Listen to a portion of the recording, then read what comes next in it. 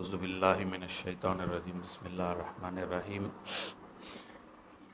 إن الحمد لله نحمده ونستعينه ونستغفره ونؤمن به ونتوكل عليه ونعوذ بالله من شرور أنفسنا ومن سيئات أعمالنا من يهده الله فلا مضل له ومن يضلل فلا هادي له وأشهد أن لا إله إلا الله وحده لا شريك له وأشهد أن محمدا عبده ورسوله أما بعد اللهم صل على محمد وعلى آل محمد كما صليت على إبراهيم وعلى آل إبراهيم إنك حميد مجيد اللهم بارك على محمد وعلى آل محمد كما باركت على إبراهيم وعلى آل إبراهيم إنك حميد مجيد رب اشرح لي صدري ويسر لي أمري واحلل عقدة من لساني يفقهوا قولي. மூணாவது அத்தியாயம் 144வது வசனம், 55வது கிளாஸ். முஹம்மது ஒரு தூதரே அன்றி வேறல்ல. நிச்சயமாக அவருக்கு முன்பும் தூதர்கள் பலர் சென்றுள்ளனர். எனவே அவர் மரணம் எய்துவிட்டால் அல்லது கொல்லப்பட்டு விட்டால் நீங்கள் முந்திய வாழ்க்கைக்கு திரும்பி சென்று விடுவீர்களா? நினைவிருக்கட்டும், எவன் அவ்வாறு திரும்பி செல்கிறானோ அவனால் அல்லாவிற்கு எத்தகைய தீங்கும் செய்துவிட முடியாது. ஆயினும் நன்றி செலுத்தி வாழ்பவருக்கு அல்லாஹ் மிக விரைவில் அதற்குரிய கூலியை வழங்குவான். இந்த இடத்துல அல்லாஹ் என்ன சொல்கிறான்? இது என்ன நடக்குது? உஹது போருடைய அந்த சிச்சுவேஷன், உஹது போருடைய அந்த சூழல். உஹது போர் என்ன நடந்துச்சு? அதாவது என்ன சொன்னேன், அதாவது ஒரு பதட்டம், ஒரு தடுமாற்றம், ஒரு குழப்பம் ஏற்பட்டது உஹது போரில். என்ன குழப்பம் ஏற்பட்டது அப்படின்னா, முஸ்லீம்களுடைய கை ஆரம்பத்தில் ஓங்கிச்சு. காஃபிர்கள் தோற்று காஃபிர்கள் தோற்று பின்வாங்கிட்டு இருந்தாங்க. மேலே நின்றுட்டு இருந்த அந்த கூட்டம் இறங்கிச்சு. இதை பார்த்துட்ட ஹாலித் பின் வலீத் அவங்க என்ன பண்ணாங்க, பின்னாடி இருந்து அட்டாக் பண்ண ஆரம்பித்தாங்க. நிலை குலைஞ்சு போயிட்டாங்க. சஹாபாக்கள் 70 பேர் கொல்லப்பட்டாங்க. நபி ஸல்லல்லாஹு அலைஹி வஸல்லம் அவர்களும் தாக்கப்பட்டாங்க. ரத்தம் பீரிட்டு போச்சு, நிற்கவே இல்லை ரத்தம். அதனால் மயக்கம் போட்டு ரசூல்லா விழுந்துட்டாங்க. விழுந்தவுடனே ரசூல்லா மவுத் ஆயிட்டாங்கங்கிற தகவல் வந்துருச்சு. ரசூல்லா ஒருத்தன் அடித்தான்ல, அவன் வெற்றி கத்துனான், நான் முகம்மதை கொன்னுட்டேன் அப்படின்னு சொல்லிட்டு அவன் என்ன பண்ணான், அவன் கத்துனான். அந்த சவுண்டை கேட்ட எல்லாருமே என்ன கிட்ட கன்ஃபார்ம்லாம் பண்ண முடியாது. அப்போது தூரத்துலேருந்து என்ன நினச்சிட்டாங்க, ரசூல்லா மவுத் ஆயிட்டாங்க அப்படின்னு நினச்சிட்டாங்க. பார்த்தா கீழே கிடக்குறாங்க, ரத்தமாக கிடக்குது. இதை மட்டுமே பார்த்துட்டு அப்படியே எல்லோரும் என்ன பண்ணிட்டாங்க, களத்திலிருந்து போக ஆரம்பித்தாங்க. களத்திலேருந்து சண்டைக்கு போக ஆரம்பித்தாங்க. சண்டை விட்டுட்டு போக ஆரம்பித்தாங்க. இப்போ இந்த சுச்சுவேஷனில் அல்லாஹ் பாடம் நடத்துகிறான். என்ன சொல்கிறான்? முகம்மது ஒரு தூதர் அன்றி வேறு இல்லை. இப்போ இது எதுக்கு சொல்கிறான்? முகம்மது அல்லாவுடைய தூதர்னு தெரியாமல் தான் ரசூல்லா இறை தூதர்னு தெரியாமல் தான் வந்தாங்களா? இப்போ அந்த சீனை நீங்கள் அப்படியே கிரியேட் பண்ணி பார்க்கணும். சண்டை கூட்டிகிட்டு வந்தது யார்? வாங்க போருக்கு போகலான்ட்டு ரசூல்லா கூப்பிட்டு வந்தாங்க. அப்போ ஹிஜ்ரத்தை யார் கூப்பிட்டு போனா? ரசூல்லா கூப்பிட்டு போனாங்க. இஸ்லாம்னு ஒன்று மார்க்கம் இருக்கிறது யார் சொன்னா? ரசூல்லா சொன்னாங்க. எல்லாமே ரசூல்லாவை சுற்றி தான் நடந்துட்டு இருந்துச்சு. இப்போ இந்த இடத்துல ரசூல்லா செத்துட்டாங்க. செத்துட்ட உடனே எல்லாம் முடிஞ்சிருச்சுன்ட்டாங்க. இனி காஃபிர்களுக்கும் முஸ்லீம்களுக்கும் இருந்த அந்த பிரச்சனை என்னாச்சு? சால்வ் ஆயிடுச்சு. இப்போ ஒரே கூட்டம்தான். எது? முஸ்லீம்னு ஒரு கூட்டமே கிடையாது. ஏன்னா அதோடைய தலைவர் செத்துட்டார் அப்படிங்கிற மாதிரி நினச்சாங்க. அதுதான் அல்லாஹ் சொல்கிறான், இவர் யார்? இவர் வேலைக்காரருங்கிறான். இவர் யார்? தூதர் தவிர வேறு இல்லை. நிச்சயமாக அவருக்கு முன்பும் தூதர்கள் பலர் சென்றுட்டான். என்ன ரசூல் செத்துட்டா அவ்வளோதான் முடிஞ்சதுன்னு நினச்சிருவீங்களா? இது எவ்வளோ பெரிய மெசேஜ் இது.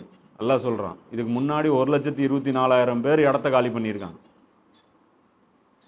இது புதுசு கிடையாது. ரசூல் சாகிறது, ரசூல் செத்துட்டா அவ்வளோதானா? உமர்லியானு வாழை தூக்கி போட்டதா செய்திகள் வரலாற்றில் சொல்கிறாங்க. சண்டை இனி ஒன்றும் இல்லை. இனி யாருக்காக சண்டை போடணும்? பிரச்சனை என்ன? சண்டைனா இப்போ ஊர் பிடிக்கிறது சண்டை போடுறாங்கன்னு வச்சுக்கோ. இந்த ஊர் பிடிக்கிறது ஒருத்தன் சண்டை போடுவான், அந்த ஊருக்காக சண்டை போடுவான். இந்த சண்டை ஏன் நடக்குது? இந்த சண்டையுடைய ரீசன் என்ன? பத்ரு போருடைய ரீசன் என்ன? உஹது போருடைய ரீசன் என்ன? மக்காவை ஜெயிச்சு அந்த இடத்துடைய செல்வங்கள்லாம் பங்கு போட்டுக்கணுங்கிறது தான் ரீசனா? அதுக்காக தான் சண்டை நடந்துச்சா? சண்டையுடைய ரீசனு இங்கே வேற. இஸ்லாமிய போர்கள், நபி ஸல்லல்லாஹு அலைஹி வஸல்லம் அவர்களுடைய போர்களுடைய ரீசனை நம்ம தேடி புரிஞ்சிக்காத வரைக்கும் இஸ்லாத்துடைய விளக்கம் டெஃபினேஷன் நம்மளால் புரிஞ்சிக்கவே முடியாது. இதெல்லாம் நாம் கோட்டை விட்டு, அதாவது இஸ்லாமிய கல்வியில் இன்றைக்கி மதரசாவில் போனாலும் சரி, நீங்கள் ஒரு காலேஜில் போனாலும் சரி, இல்லை பிஹெச்டியே நீ முடித்தாலும் சரி, இந்த ஆயத்தெல்லாம் வெயிட்டு கொடுத்து சிந்திச்சு பார்த்து இதற்கு பின்னாடிலாம் ரிசர்ச் பண்ண மாட்டாங்க. இந்த ஆயத்துக்களை ரிசர்ச் பண்ணால் இஸ்லாம் என்னன்னு புரியும். இந்த ஆயத்தை ரிசர்ச் பண்ணால் கர்பலா என்னன்னு புரியும். இந்த ஆயத்தை ரிசர்ச் பண்ணால் சொர்க்கத்துக்கு போகிறதுக்கு ஒரு முஸ்லீம் என்ன செய்யணுங்கிறது புரியும். இந்த ஆயத்தில் அல்லாஹ் சொல்கிறான், முகமது ஒரு தூதர் தான், இங்கே கூட்டிகிட்டு வந்தார். சண்டை முடிஞ்சிருச்சுன்னா எது சண்டைன்னு கேட்கணும். எது சண்டை? நீங்கள் எல்லாம் முகம்மதை ஜெயிக்கிறது வந்தீங்களா? அதான் கேட்குறேன். நீங்கள் முகம்மதை ஜெயிக்கிறது வந்தீங்களா? நிச்சயமாக அவருக்கு முன்பும் தூதர்கள் பலர் சென்று விட்டார். அதான் அல்லாஹ் கேட்குறேன். அவர் மரணம் எய்து விட்டால் அல்லது கொல்லப்பட்டு விட்டால் நீங்கள் முந்திய வாழ்க்கைக்கு திரும்பி சென்று விடுவீர்களா? இப்போ அல்லாஹ் இங்கே கேட்குற கேள்வி என்னன்னா, ஒரு வாழ்க்கையை முகம்மது கற்றுக் கொடுக்க வந்தார். அந்த வாழ்க்கையில் தீன் யாருக்கு இருந்தது? அல்லாஹ்வுக்கு இருந்தது. அந்த வாழ்க்கையுடைய சொந்தக்காரனாக யார்? அல்லாஹ்வாக அறிமுகப்படுத்தினாங்க. முகம்மது போயிட்டாலும் வாழ்க்கை இருக்கா இல்லையா? புரியுதா? இன்னும் தீன் ரசூலா அப்படி, அதாவது இன்னும் நிறைய விஷயம் ரசூலா கற்றுக் கொடுக்கல. புரியுதா? இங்கே ரசூலா தான் முடிஞ்சிருக்காங்க, இந்த வாழ்க்கை முடியல. துனியா இன்னும் ஓடிட்டுருக்கு, மீட்டரு ஓடிட்டுருக்கு. அதுதான் அல்லாஹ் இங்கே கேட்குறான். முகம்மது மரணம் எய்து விட்டால் அல்லது கொல்லப்பட்டு விட்டால் நீங்கள் முந்திய வாழ்க்கைக்கு திரும்பி சென்று விடுவீர்களா? பழைய வாழ்க்கைக்கு போயிடுவீங்களா? இனிமே உங்களுக்கு 5 நேரம் தொழுகை கிடையாதா? இனிமே உங்களுக்கு அபூஜஹில் தான் தலைவரா? இனிமே நீங்களே முடிவு பண்ணிக்குவீங்களா? உங்கள் வாழ்க்கை முறையை நீங்களே முடிவு பண்ணுவீங்களா? இனிமே ஹலால் ஹராம் பார்க்க மாட்டீங்களா? புரியுதா? இந்த வாழ்க்கையை அல்லாஹ்வுடைய கட்டுப்படுதலுக்கு கீழே கொண்டு வர்ற ஒரு ப்ராசஸ் நடந்துட்டு இருந்துச்சு. நபி ஸல்லல்லாஹு அலைஹி வஸல்லம் இருக்கிற வரைக்கும் அதாவது இந்த போர், அதுக்கான ப்ராசஸ் தான் இது. மனிதர்கள் அனைவரும் அல்லாஹ்வுடைய பேச்சு கேட்டு தான் நடக்கணும்ன்ட்டு ரசூல்லா மக்கால சொன்னாங்க. அது அபூஜஹில் என்ன பண்ணிட்டு இருந்தான்? அவன் ஒரு டீம் வச்சு மனிதர்கள் அனைவரும் நாங்கள் சொல்கிறது தான் கேட்டு நடக்கணும்னு சொல்லிட்டு இருந்தான். அப்போ ரசூல்லா என்ன சொன்னாங்க? நீயும் அல்லாஹ் படைச்ச ஒரு ப்ராடக்ட் தான், நீ உன் இஷ்டத்தை மக்கள் வழி நடத்த பார்க்காத. வழி நடத்தணுன்னா அதுக்கு தகுதி வேணும், அது அல்லாஹ்வுக்கு மட்டும்தான் இருக்குது. வழி நடத்தணுன்னா அதுக்கு அறிவு வேணும், அது அல்லாஹ்வுக்கு மட்டும்தான் இருக்குது. வழி நடத்தணுன்னா அதுக்கு உரிமை வேணும், அந்த பொருள் உனக்கு சொந்தமாக இருக்கணும், அதுவும் அல்லாஹ்வுக்கு மட்டும்தான் இருக்குது. அதனால் அல்லாஹ்வுடைய தூதர் நான், எனவே அல்லாஹ்வுக்கு கட்டுப்படு, எனக்கு கட்டுப்படு ரசூல்லா சொன்னாங்க. இப்போ அபூஜஹில் என்ன சொல்லிட்டான்? மறுத்துட்டான். இத்தனை நாள் நாங்கள் எப்படி வாழ்ந்தோமோ அப்படி தான் இனிமேயும் வாழ்வோம். வேணும்னா நமக்கு ஒரு டீல் பேசிக்கலாம், உங்களுக்கு கொஞ்சம் எங்களுக்கு கொஞ்சம் டீல் பேசிக்கலாம். வர்றதில் வேணால் இத்தனை நாள் உங்களுக்கு பங்கு தராமல் இருந்தோம், இனிமேல் உங்களுக்கும் பங்கு தரும், ஆனால் எங்கள் பொழப்பை கெடுத்துடாதீங்க. இது அபூஜஹிலுடைய ஆர்குமெண்ட். இப்போ ரசூல்லா கூப்பிட்டாங்க. ஒரு கட்டத்தில் வெளியே மக்காவை விட்டு போக வேண்டிய சூழல் வந்தது. வெளியே போனாங்க. அங்கே ஒரு சப்போர்ட் படை கிடைச்சது. அந்த படையை எடுத்துகிட்டு மக்காவில் இருக்கக்கூடிய அந்த கூட்டத்தை ஜெயிக்கிறது முதல் பொறுப்பு ரசூல்லாவுடைய. இதற்காக மட்டுமே 6 வருஷம் உழைச்சாங்க. அப்போ அதோடைய ஃபஸ்ட்டு ப்ராசஸ் பத்ர் நடந்துச்சு. 2வது ப்ராசஸில் ரசூல்லா உஹது போரில் ரசூல்லா கொல்லப்பட்டு விட்டதா செய்தி. இது எல்லா ப்ராசஸும் ரசூல்லாவுடைய சஹாபாக்களுக்கு தெரியும். அப்போ அல்லாஹ் கேட்குறான், போரை விட்டு ஏன் போனீங்க? ரசூல்லா செத்தா என்ன? இப்போ நான் ஒரு கற்பனைக்கு சொல்கிறேன். சரி, உதாரணத்துக்கு இப்போ இது வரைக்கும் மற்ற வசனங்கள்லாம் குரான் இறங்கலை, குரான் இன்கம்ப்ளீட்டாக இருக்குது.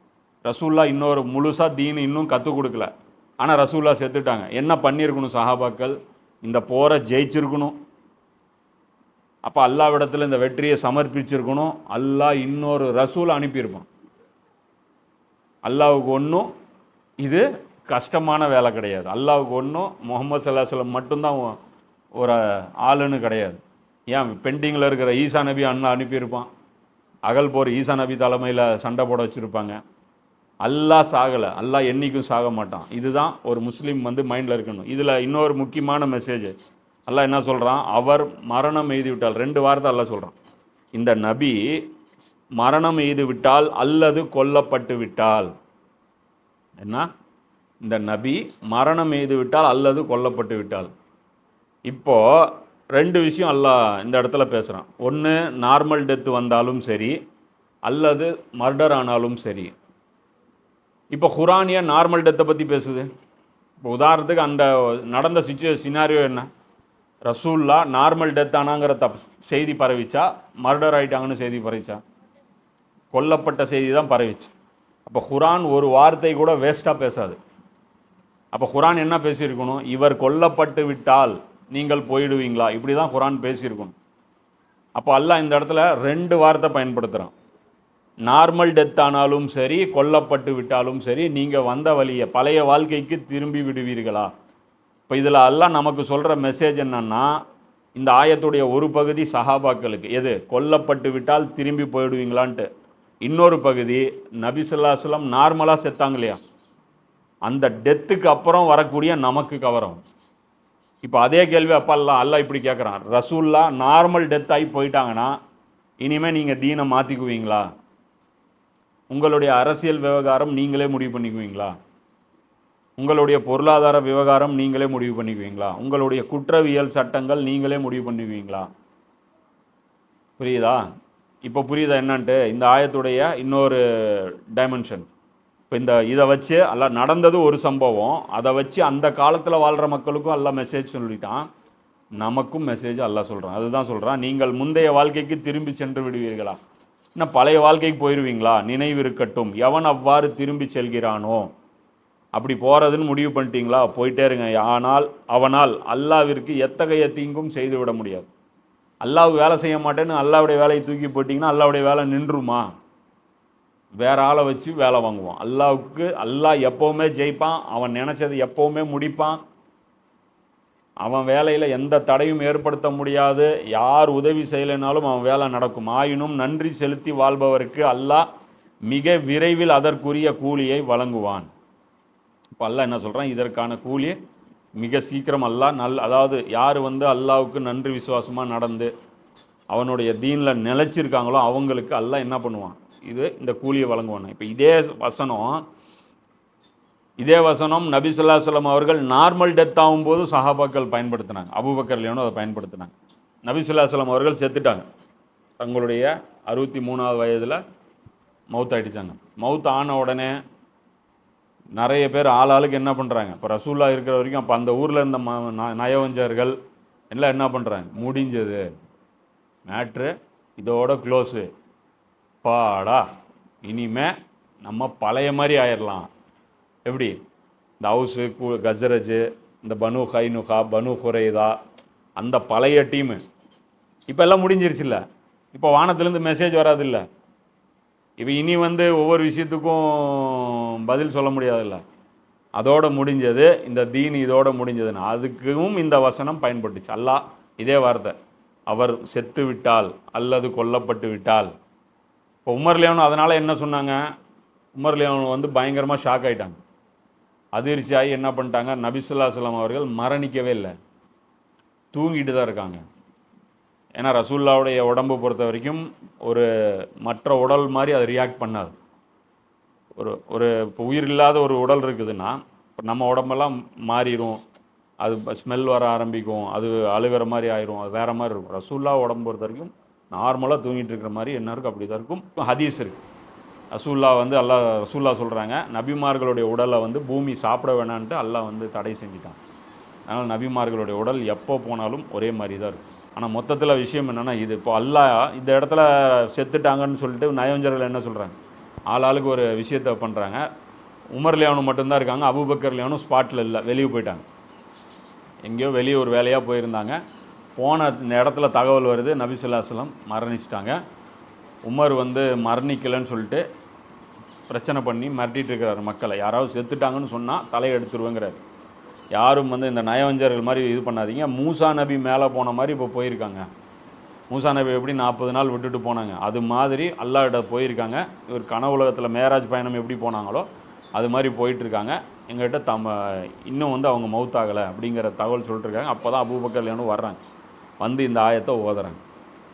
உங்களுக்கு 2 தடவை சாவு வந்து அல்லாஹ் கொடுக்கல அப்படிங்கிற மாதிரி இந்த வசனம். அப்புறம் இன்னொரு வசனம் இருக்குது. இப்போ நபி ஸல்லல்லாஹு அலைஹி வஸல்லம் அவர்கள் மரணிச்சிட்டா ஒரு கூட்டம் என்ன பண்ணுச்சு, ஜக்காத் தர மாட்டேன்னு ஒரு குரூப் வந்தாங்க. இன்னொரு கூட்டம் என்னன்னாங்க, இனிமேல் நாங்கள் நபி பதவி எடுத்துக்கிட்டோம்னாங்க. முசைலமா, இந்த சஜா, இவங்கெல்லாம் என்னன்னா, இனிமேல் நாங்கள் வந்து அல்லாஹ்வுடைய ரசூல், நியூ அப்பாயின்மெண்ட் எங்களுக்கு போட்டிருக்கிறோம், இது மாதிரிலாம் ஒரு குரூப்பு கிளம்புனாங்க. ஆனால் அல்லாஹ் என்ன பண்ணிட்டான், ஒரு வாழ்க்கை முறையை ரசூலுல்லா மூலமாக கற்றுக் கொடுத்துட்டான். இனிமே மறுமை நாள் வரைக்கும் முஸ்லீம்களின் மீது அந்த வாழ்க்கை முறையில் வாழ்வது தான் கடமைன்னு ரசூலா என்ன பண்ணிட்டாங்க, உலகத்துக்கு கற்றுக் கொடுத்துட்டு போயிட்டாங்க. ஆனால் இன்றைக்கி முஸ்லீம்கள் பழைய வாழ்க்கை முறைக்கு மறுபடியும் மன்னராட்சிக்கு அவங்க திரும்பினாங்க.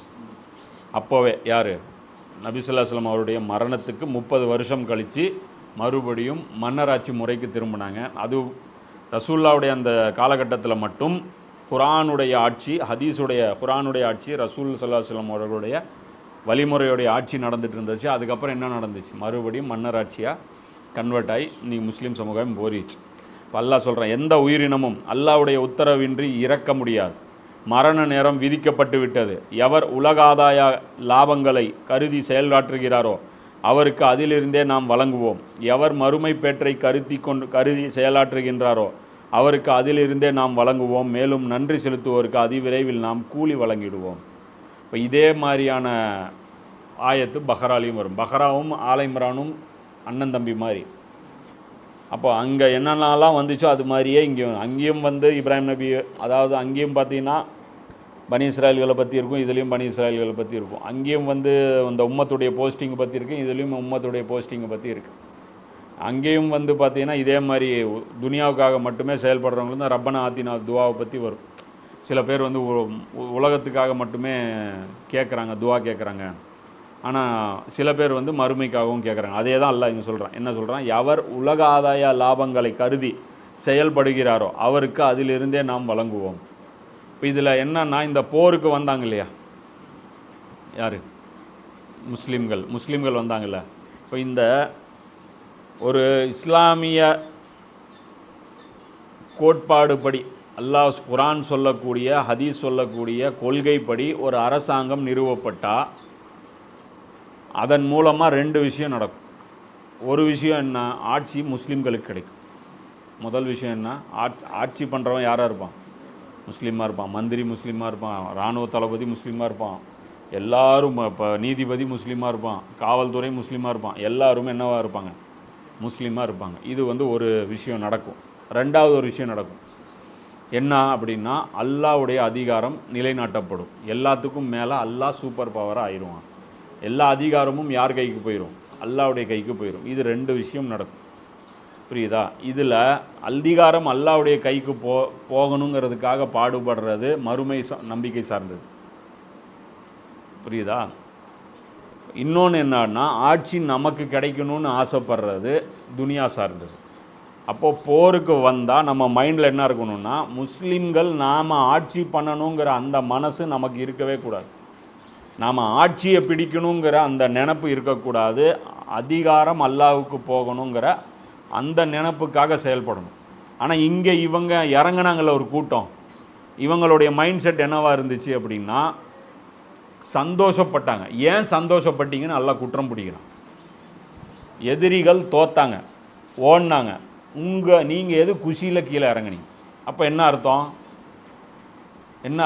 அடுத்தவனை வீழ்த்தணுங்கிற மைண்டு உங்களுக்கு இருக்கா இல்லை, ஜெயிக்கணும், இவனுக்கு மேலே இன்னைக்கு நாம் வின்னரு அப்படிங்கிற அந்த நினப்பு உங்களுக்கு இருக்கா இல்லையா. நீங்கள் வின்னரும் கிடையாது, அவங்க லூசரும் கிடையாது. அவன் எனக்கு எதிரி, அதனால் உங்களுக்கு எதிரி.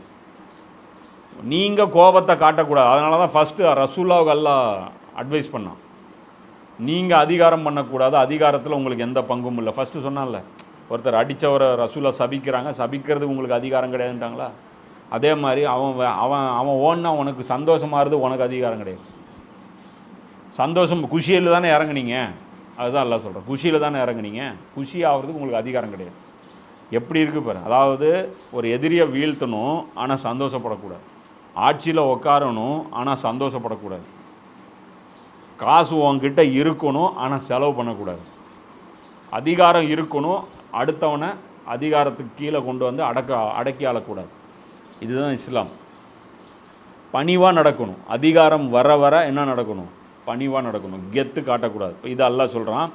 இப்போ இதில் என்ன சொல்கிறான்னா, யார் உலக ஆதாய லாபங்களை கருதி செயலாற்றுகிறாரோ அவருக்கு அதிலிருந்தே நாம் வழங்குவோம். இந்த போருக்கு என்ன மைண்டில் நீங்கள் பண்ணுறீங்களோ அதுதான் உங்களுக்கு கிடைக்கும். எவர் மறுமை பேற்றை கருதி செயலாற்றுகின்றாரோ அவருக்கு அதிலிருந்தே நாம் வழங்குவோம். யார் சொர்க்கத்தை எதிர்பார்த்து இந்த போருக்கு வந்தீங்களோ அவங்களுக்கு சொர்க்கம் கிடைக்கும். நன்றி செலுத்துவோருக்கு அதிவிரைவில் நாம் கூலி வழங்கும். எனக்கு நன்றி செலுத்துங்க. ஏன் நன்றி செலுத்தணும்? சொர்க்கம்னு ஒரு விஷயம் இருக்கிறது எந்த சயின்டிஸ்டாவது கண்டுபிடிக்க முடியுமா? உலகத்தில் இருக்கிற எல்லா மனிதர்களும் சேர்ந்து இதை ஆராய்ச்சி பண்ண முடியுமா? மனித வாழ்க்கைனா என்னான்னு மனிதர்கள் எல்லார்ட்டையுமே கேளவும் என்ன சொல்லுவான்? பிறப்பில் தொடங்குதுங்க, சாவில் முடியுதுங்க. இதுக்கு தாண்டி ஒரு வாழ்க்கை இல்லைங்க.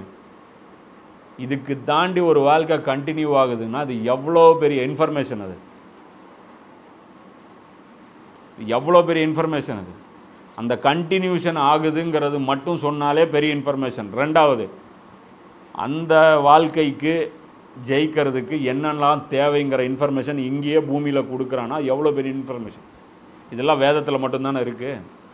அப்போ இந்த மக்கள் எப்படி இருக்கணும்? 100% அல்லாஹ் சொல்கிற அந்த டிசிப்ளினில் இருக்கணும். துனியாவை வெறுத்துடணும். துனியாவா அல்லாவாங்கிற ஒரு போட்டி வந்துச்சுன்னா துனியாவை தூக்கி போடுறதுல தயக்கமே காட்டக்கூடாது. இதுதான் இந்த இன்ஃபர்மேஷன் அல்லாஹ் நமக்கு தெரிய வச்சதுக்கு நாம் செய்கிற நன்றி விசுவாசம். இதை மைண்ட் பண்ணாமல் நாம் வாழ்ந்தால் அதுக்கு பேர் என்ன? நன்றி கட்டத்தனம். இப்போ இன்றைக்கி முஸ்லீம் சமுதாயம் எப்படி வாழ்ந்துட்டுருக்கு? இந்த இன்ஃபர்மேஷன் தெரிஞ்ச மக்கள் மாதிரியாக வாழ்கிறாங்க. சொர்க்கவாசிக்கு உண்டான ஒரு வாழ்க்கையாக வாழ்ந்துட்டுருக்காங்க. மிஸ்இன்ஃபர்மேஷன் நிறைய கற்றுக்கிட்டாங்க. சில உலமாக்கள் அவங்களுக்கு தவறான ஆஃபர் கொடுத்துட்டாங்க. நீங்கள் தொழுதா சொர்க்கம், நோன்பு வச்சா சொர்க்கம், களிமா சொன்னால் சொர்க்கம், குரான் ஓதுனா சொர்க்கம், ஹஜ்ஜு செஞ்சால் சொர்க்கம், உம்ரா போனால் சொர்க்கம், இந்த மாதிரியான பொய்யான வாக்குறுதிகள் மட்டும் கொடுத்து அவங்களுடைய அசல் கடமையை அவங்களுக்கு சொல்லாமல், அதற்காக அவங்கள தயார்படுத்தாமல், அது பற்றிய கல்வி அறிவு கொடுக்காம அவங்கள முட்டாளாக வச்சு அவங்கள மூலமாக சில பயன்களை வாங்கிட்டு அவங்க போயிட்டாங்க. இந்த முஸ்லீம்களும் என்ன பண்ணாங்க? நல்லா தானே இருக்குது, துனியாவும் என்ஜாய் பண்ணிக்கலாம், சொர்க்கமும் இந்த வணக்க வழிபாடுகள் மூலமாக நம்ம வாங்கிக்கலாங்கிற அந்த ஏமாற்றக்கூடிய இந்த வாக்குறுதியை நம்பி அறிவு கெட்டத்தனமாக வாழ்ந்துட்டுருக்காங்க. வாழ்க்கையுடைய பெரும்பகுதி அல்லாஹ்வுடைய கட்டுப்பாட்டுக்கு கீழே இல்லை. சில விஷயங்கள் மட்டும் அல்லாஹ்வுக்கு கட்டுப்பட்டு வாழ்ந்துட்டுருக்குறாங்க. இது ஒரு முட்டாள்தனமான. இதற்கு முன்பு எத்தனையோ இறை தூதர்களும் அவர்களோடு சேர்ந்த இறை அன்பர்களும் இறை நேசர்கள் பலரும் போர் புரிந்துள்ளார்கள். அல்லாஹ்வின் வழியில் அவர்களுக்கு ஏற்பட்ட துன்பங்களினால் அவர்கள் மனம் தளர்ந்து விடவும் இல்லை, ஊக்கம் குறைந்து விடவும் இல்லை, அவர்கள் பணிந்து விடவும் இல்லை. நிலை குலையாத இத்தகைய பொறுமையாளர்களையே அல்லாஹ் நேசிக்கின்றான். இதில் அல்லாஹ் என்ன சொல்கிறான்? சஹாபாக்களை பார்த்து அவங்களுக்கு அட்வைஸ் பண்ணுறான். என்ன ரசூல்லா விட்டோன்னு ஓடிட்டீங்க, இதுக்கு முன்னாடியெல்லாம் எவ்வளோ பேர் எனக்காக நின்று சண்டை போட்டாங்க. அல்லாஹ் சொல்கிறான், எத்தனையோ இறை தூதர்களும் அவர்களோடு சேர்ந்து இறை நேசர்கள். இறை தூதரும் ரசூலை நேசிப்பவர்கள் இல்லை. அவங்களுடைய கனெக்ஷன் எங்கே இருந்துச்சு? ஸ்ட்ராங்கு அல்லாவோட. இதில் பிரச்சனை என்னன்னு நல்லா புரிஞ்சுக்கோ. ரசூல் நம்ம முன்னாடி லைவில் இல்லை. இப்போ நம்ம லைவில் ரசூல் இருந்தால் நம்ம யாரை பார்க்குறோம்? கண்ணு முன்னாடி நமக்கு எல்லாமே யார்? ரசூல்லா தான். அதனால் நம்முடைய ஃபுல் முஹப்பத்து ரசூல்லா மேலே தான் போகும். ஆனால் அல்லாஹ் என்ன சொல்கிறான்? முஹப்பத்து ரசூல் மேலே இருக்கக்கூடாது, அல்லாஹ் மேலே இருக்கணும். ஃபுல் கனெக்ஷன் எங்கே இருக்கணும்? அல்லாவோட இருக்கணும். அல்லாவுடைய ஒர்க்கு செய்கிறதுனால அவர் மேலேயும் இருக்கணும். இவர் இல்லைன்னா நீ வேலையை விட்டுட்டு போனீன்னா அது ரசூல் மேலே இருக்கக்கூடிய நேசமாக தான் இருக்குமே தவிர அல்லாஹ் மேலே நேசம் கிடையாது. அதனால் அல்லாஹ் சொல்கிறான், என்னை நேசித்தவங்க யாரும் இப்படி விட்டுட்டு போனதில்லை. நீங்கள் இன்னும் உங்களுக்கு என்னுடைய நேசம் இன்னும் என்னை நேசிக்க வேண்டிய அளவுக்கு இன்னும் நீங்கள் நேசிக்க கற்றுக்கல. எப்போ நேசம் வரும்? அடுத்த கேள்வி. எப்போ நேசம் வரும்? ஒருத்தரை எப்போ நேசிப்போம்? நேசம் வரும் அப்படின்னா, இப்போ நான் ஒன்று சொல்கிறேன், லாரன்ஸை நீங்களாம் நேசிப்பீங்களா? யார் லாரன்ஸுன்னு தெரியாது. என் ஃப்ரெண்டு ஒருத்தர் பெயிண்ட் அடிச்சுட்டு இருக்காரு, ஏதோ ஒருத்தர் யாருனே தெரியாத ஒருத்தர் நீங்கள் எப்படி நேசிப்பீங்க? அது மாதிரி தான் இன்றைக்கி நம்ம முஸ்லீம் சமூகம். அல்லாஹ்வை பற்றிய போதுமான இன்ஃபர்மேஷன் கிடையாது அல்லாஹ்வுக்கு. யார்கிட்ட இல்லை? முஸ்லீம்கள்கிட்ட இல்லை. அதனால் அல்லாஹ் மேலே எவ்வளோ நேசிக்கணுமோ அவ்வளோ நேசிக்கலை. நேசிக்கிற மாதிரி நடிக்கிறோம். சரி, அல்லாஹ்வை பற்றி இன்ஃபர்மேஷன் எங்கே கிடைக்கும்? குரானில் இருக்கு. அல்லாஹ்வை சரியான அல்லாஹ்வுடைய இன்ஃபர்மேஷன், அல்லாஹ்வை பற்றிய 100 கிளியர் பிக்சர் குரானில் இருக்குது. அந்த அல்லாஹ்வை நாம் பார்த்தோம்னா அல்லாஹ் மேலே நமக்கு நேசம் வரும். அதுக்கு தான் குரானை படிக்கணுங்கிறது. வெறும் தொழுதா அல்லாஹ் மேலே நேசம் வராது. அது ஒரு வழி, அது ஒரு விஷயம், அது ஒரு வழிமுறை அல்லாஹ்வை நேசிக்கிறது. ஆனால் மெயின் விஷயம் என்னென்னா அல்லாஹ்வை பற்றி நாலேஜ் குரானில் வரும். அதுதான் அல்லாஹ் சொல்கிறான். அல்லாஹ்வுடைய அந்த நேசர்கள் பலரும் சண்டை போட்டாங்க. அவங்க என்ன பண்ணல? அவர்களுக்கு ஏற்பட்ட துன்பங்களினால் அவர்கள் மனம் தளர்ந்து விடவில்லை, ஊக்கம் குறைந்து விடவில்லை, அசத்தியத்திற்கு முன் அவர்கள் பணிந்து விடவும் இல்லை. நிலை குலையாமல் நின்னாங்க, போல்டாக நின்னாங்க, சாலிடாக நின்னாங்க. அவர்களுடைய பிரார்த்தனை இதுவாகத்தான் இருந்தது: எங்கள் இறைவனே, எங்கள் பாவங்களையும் பிழைகளையும் நீ மன்னித்தருள்வாயாக. எங்கள் பணிகளில் உன் வரம்பை மீறி நாங்கள் செய்தவற்றை நீ மன்னிப்பாயாக. மேலும் எங்கள் பாதங்களை உறுதிப்படுத்துவாயாக. சத்தியத்தை நிராகரிப்பவர்களை வெற்றி கொள்ள எங்களுக்கு நீ உதவி செய்வாயாக. இதே துவா பஹ்ராலையும் வந்துச்சு. அது யார் கேட்டா? தாலூத்துடைய படையினர் இதே மாதிரியான ஒரு துவா கேட்டாங்க. அதே மாதிரி இங்கேயும் அல்லாஹ் சொல்கிறான். அந்த நல்லவங்க எப்படி இருந்தாங்கன்னா, எங்கள் இறைவனே, எங்கள் பாவங்களையும் பிழைகளையும் நீ மன்னித்தருள்வாயா. நம்ம என்னதான் அல்லாஹ்வை பற்றி தெரிஞ்சுக்கிட்டா அல்லாஹ்வுக்கு பயந்து வாழணும். நம்மளால் அல்லாஹ்வுக்கு என்னதான் நம்ம முயற்சி பண்ணாலும் 100% அல்லாஹ்வுக்கு பயந்து வாழ முடியாது. ஏகப்பட்ட மிஸ்டேக் ஒவ்வொரு நாளும் பண்ணுவோம். இப்போ அதனால் என்ன பண்ணணும்? டெய்லி நாம் என்ன பண்ணணும்? தௌபா செய்யணும். நபி ஸல்லல்லாஹு அலைஹி வஸல்லம் அவர்கள் ஒவ்வொரு நாளும் 100 முறை தௌபா செஞ்சாங்க. நம்மளே செய்ய மாட்டேங்கிறோம். நான் உட்பட சொல்கிறேன். எல்லோரும் கோட்டை விட்டுறோம். இது இன்ஷா அல்லாஹ் நம்ம என்ன பண்ணணும்? எல்லோரும் குறைந்தபட்சம் 100 முறையாவது அஸ்தக்ஃபிருல்லான்னு நம்ம என்ன பண்ணணும்? அஸ்தக்ஃபிருல்லா அஸ்தக்ஃபிருல்லா அஸ்தக்ஃபிருல்லான்ட்டு ஒரு நாளைக்கு 100 முறையாவது நாம் இஸ்திக்ஃபார் பண்ணணும். இது ஒன்று. அடுத்தது அல்லாஹ் சொல்கிறேன், எங்கள் பணிகளில் உன் வரம்பை மீறி நாங்கள் செய்தவற்றை நீ மன்னிப்பாயாக. இது அல்லாஹ்வுடைய தீனை நிலைநாட்டக்கூடிய அந்த வேலையில் அல்லாஹ் என்ன சொல்லுவான்? எதிரிகள் மேலே கோச்சிக்காதீங்கிறான். ஆனால் நமக்கு கோபம் வந்துடும். அப்போ இது என்னது? வரம்பை மீறினது. ஜெயிச்சா சந்தோஷப்படாதீங்கம்மா, ஆனால் சந்தோஷம் வந்துடும். ஒரு மீட்டிங் நடத்துவோம், கூட்டத்தை மைண்டில் வைக்கக்கூடாது. ஆனால் கூட்டத்தை பார்த்தவொன்னே என்ன ஆகும்? குஷி ஆகும். குஷி ஆகக்கூடாது, ஆனால் ஆகும். புரியுதா? திடீர்னு யாராவது ஒருத்தர், உதாரணத்துக்கு நீ தீனுடைய ஒரு வேலை செய்கிற, உடனே யாராவது ஒருத்தர் சொல்லுவாங்க, நீங்கள் செஞ்சது ரொம்ப அருமையான வேலைச்சி அப்படிம்பாங்க. நம்ம இந்த இடத்துல என்ன பண்ணோம்? அல்லாஹ் சொன்ன வேலையை செஞ்சேன், நானாக விரும்பியாக செஞ்சேன், அவன் சொன்னதுனால செஞ்சேன், இல்லைனா செஞ்சுருக்க மாட்டேன். இதுதான் நம்ம மைண்டு வரணும். ஆனால் நம்ம என்னம்போம்? நம்ம எவ்வளோ பெரிய வேலை செஞ்சுருக்கோம் அப்படிங்கிற ஒரு சந்தோஷம் வரும். இப்போ நீ வீடியோ ஒன்று போட்டுடுற, சூப்பர் வீடியோ அப்படின்னு, அப்படியா? அடுத்த தடவை இதோட சூப்பராக கலைக்க முடிஞ்சது, அவுட்டு. சூப்பர் வீடியோ, அது லைக் பட்டன் அமுத்திட்டியா, வேலை முடிஞ்சு. கமெண்ட்டை லைக் பண்ணிட்டில்ல, நீ அவுட்டு. ஹார்ட் இன் கொடுத்துட்ட. எதுக்கு? உனக்கு சூப்பராக வீடியோ அருமையாக எடுத்திருக்கீங்கன்ட்ட, அதுக்கு ஒரு ஹார்ட்டின்னு கொடுத்த, இக்லாஸு காலி. இது ஒரு எரரு. என்னன்னா இப்போ அதெல்லாம் என்னது? எரரு. அப்போ அதெல்லாம் என்ன சொல்கிறான்? அந்த பிழைகளை மன்னித்தருள்வாயாக. என் பணிகளில் உன் வரம்பை மீறி நாங்கள் செய்தவற்றை நீ மன்னிப்பாயாக. நாங்கள் தப்பு செஞ்ச விஷயங்களை நீ மேலும் எங்கள் பாதங்களை உறுதிப்படுத்துவாயாக. பயம், ஏகப்பட்ட அச்சுறுத்தல் நமக்கு வரும். அல்லாஹ்வுடைய தீனுக்காக வேலை செய்யும்போது நம்ம கால் என்ன பண்ணும்? நடுங்கும். தொட நடுங்கிம்பாங்களே, ஆக்சுவலாக எல்லாருமே தொட நடுங்கி தான். சஹாபாக்கள் உட்பட, நபி ஸல்லல்லாஹு அலைஹி வஸல்லம் அவர்கள் உட்பட இந்த துவாவை அவங்களையும் கேட்க சொல்கிறான்ல. என் பாதத்தை நீ உறுதிப்படுத்தி, இல்லைன்னா பாதம் நிற்காது, பேர்ந்துட்டு போயிடும். ஓடிடுச்சுல கால். நிற்கிறதுனா என்ன அர்த்தம்? ஸ்ட்ராங்காக நின்னாங்க, நிற்கணும். எங்கே நின்னாங்க? ஓடிட்டாங்களே. அப்போ அல்லாஹ் கேட்குறான், துவா கேளுங்கப்பா. நீங்கள் பாட்டுக்கு நிற்கணும்னு பிளான் பண்ணிட்டு வந்தீங்கன்னா, பத்ரில் ஜெயிச்ச குஷி, பத்ரில் ஜெயிச்ச குஷியில் வந்தீங்க. இப்போ நீங்கள் ஓடினீங்க பார்த்தீங்களா? நீங்களாம் என்ன? நாங்கள்லாம் ஷஹாதத்துக்கு ஆசைப்பட்டு வந்தவர்கள். அல்லாஹ் தான் போன கிளாஸில் கடைசி வசனம் அதான் பார்த்தோம். சாகிறதுக்கு ஆசைப்பட்டுட்டே இருந்தீங்க, சாவு முன்னாடி வந்தவொடனே ஓடுறீங்க. என்ன சமாச்சாரம் உங்களுக்கு?